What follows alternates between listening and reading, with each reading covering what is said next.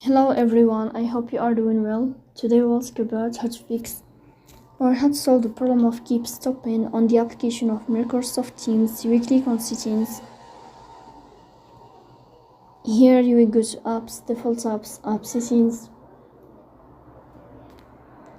Here you will search about Microsoft Teams and you will click. In this page of app info you will go to first stop and you will click OK.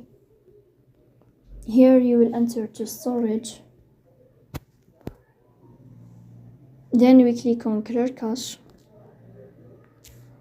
After that you will turn off your Wi-Fi and you will turn on your Wi-Fi again to fix that problem. So that's all. Don't forget to press like and subscribe. See you next time in another video, and thank you for your watching and your attention.